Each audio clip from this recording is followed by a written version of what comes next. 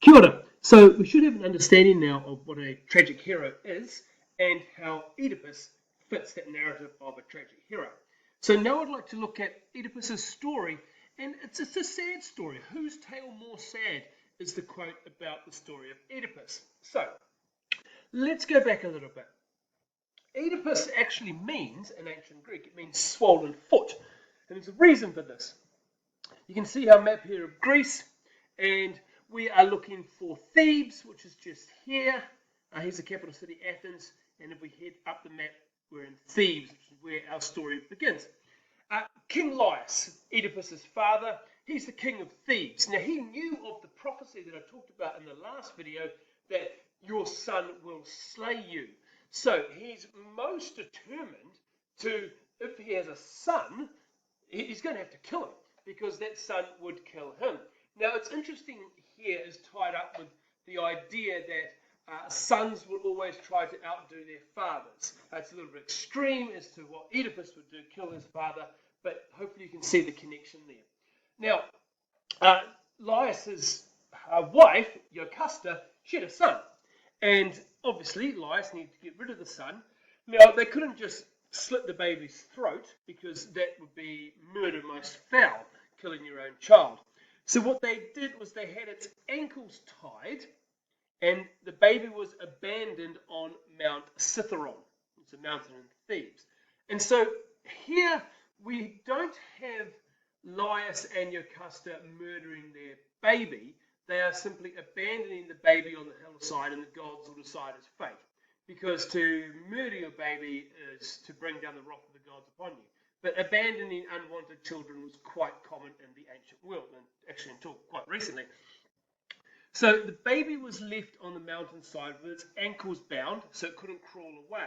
And this led to some swelling around the ankle, and hence we have swollen foot, because this baby is obviously Oedipus.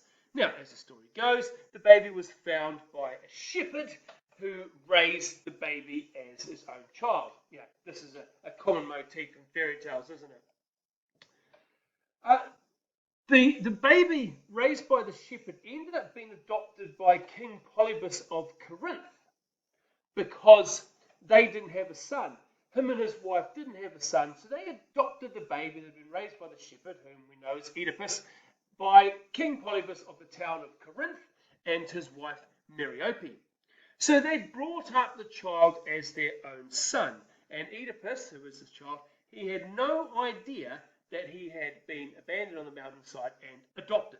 So he believed wholeheartedly that his true father was King Polybus of Corinth, and he believed wholeheartedly his true mother was Merope. Now, as an adult, Oedipus visited Delphi, which you can see here being in the center of Greece. Now, those of you who did classics last year, you may know that the Oracle at Delphi was the most sacred site in the ancient world. The Oracle, it meant that one could go to Delphi and hear the words of the god, particularly the god Apollo.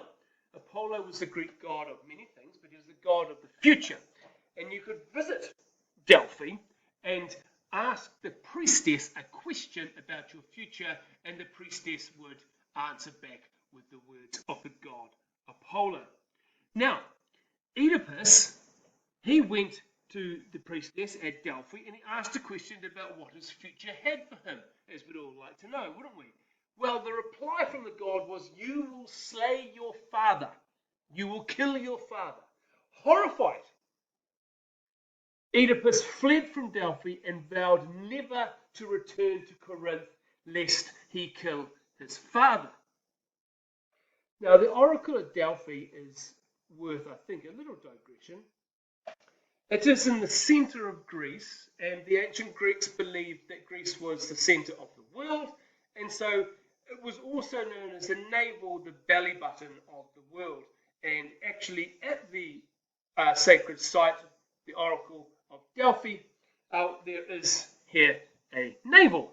It's a little belly button of the world. I've been fortunate to visit there a few times. Now, Delphi is worth talking about, I think, in a little bit of depth here as to why it gave Oedipus the conviction that he was going to murder his father, so he needed to flee and never return to Corinth. The sacred site went up the mountainside, as you can see, going up here. And one would enter and follow the sacred way up this path here to the temple of Apollo, where one could then ask questions of the gods. And you can see it was a town in its own right. It's a very busy place on the side of the mountain. And here is a model of what the site used to look like. And as you can see, the sacred way winds us up here. And this is the temple to Apollo, where one could hear the words of the god. Clever observers will notice there is a theatre, an amphitheatre back here as well. And this is important because it was to honour the gods was to go to the temple and to go to the theatre and to go to the running track, which is a bit further up the mountain. Now, the god Apollo, if you don't know anything about Apollo, he was one of the most powerful Greek gods. He was feared because he knew the future. So he was the god of music and other things as well, but the light, but most definitely the future. And so that was why he was most feared, because he knew what was going to happen to us. So you could go to the Oracle at Delphi, you could join the queue, pay your fee, and then ask your question of the priestess, who sat on a stool like this, engraving here, over a crack in the rock from which vapor, smoke, and smells would arise. It was probably something volcanic, and gases would rise up and essentially make the priestesses quite high, and then they would utter the words of the god. Here is the ruins of the temple to Apollo. The entranceway was here, so when I took this photo, I was standing above. People have wound their way up the mountain, and one would enter through the main gate here. You'd pay your fee, sit in the waiting room here, and then you would go into a small chamber here where you would be able to talk to the priestess. And here is where the priestess would have uttered the words of the god while effectively stoned. Now, hopefully you can see it's halfway up a mountain. It is the most beautiful sight that one can imagine. It's easy to see why the ancients thought this place was close to the gods. Obviously, a mountain is close to the gods.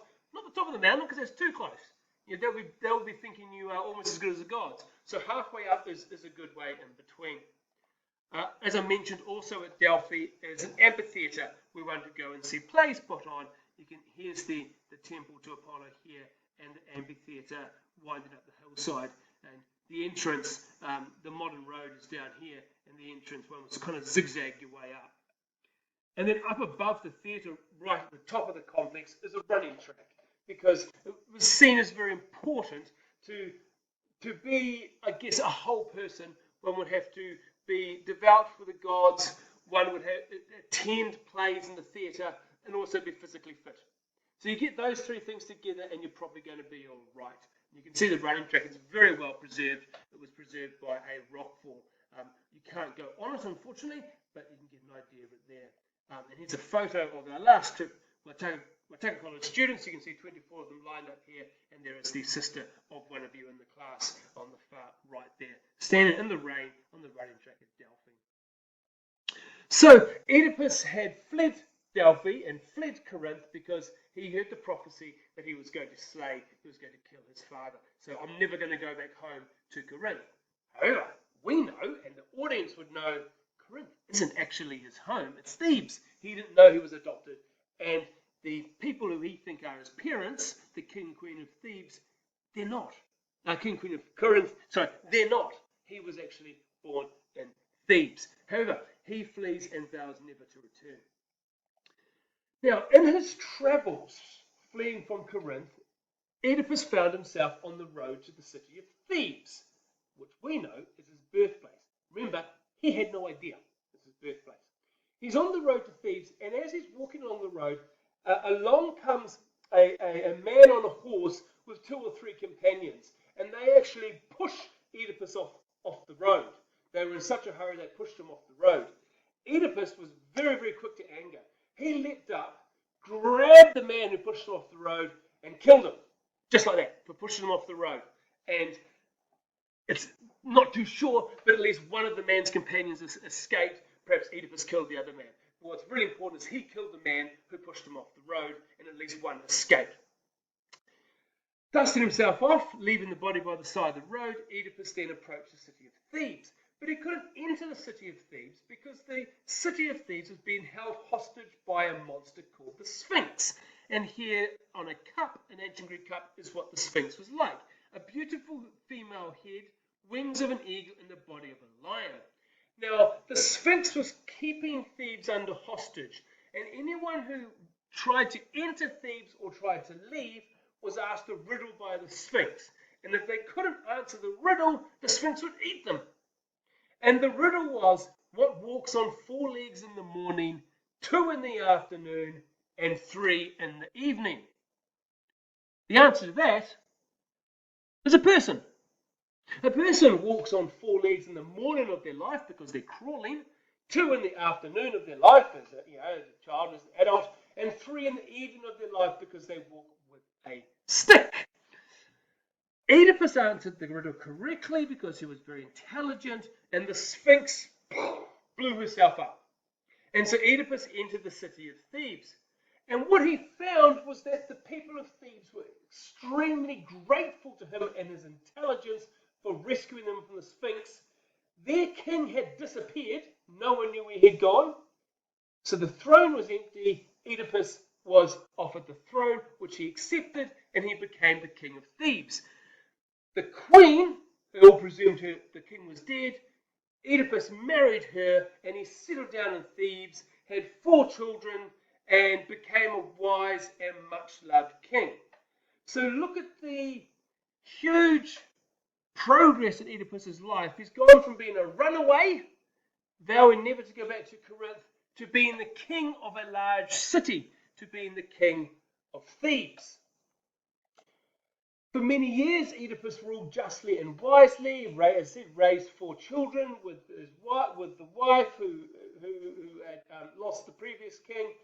But then at the story of our play, a plague, an epidemic, probably not COVID, or might have been, something different, COVID, whatever it was, AD 49, a plague has struck the city of Thebes. Many people are dying. Babies are dying in the womb. Crops are failing. It's an absolute disaster. Kind of like COVID, but without any restrictions or any knowledge of germ theory. And so people are dying everywhere. But not only are people dying, babies in the womb are dying. And not only are babies in the womb and people dying, but the crops are failing as well. So the people are starving. Everyone's dying in the street. It's absolutely awful. The people of the city beg King Oedipus to cure the city, because he did it once before when he got rid of the Sphinx, and so surely he can do it again and save the city, save the people from the plague. They turned to King Oedipus to save them, and he now must do his duty as king and indeed save the city of Thebes. So there we go. That's Oedipus's backstory. If you've had a little bit of a think about it, you might have worked out who he might have married and who he might have killed and what does it mean for his children and so on. But, hey, if you haven't worked it out, then I won't spoil it. All right, ka kite.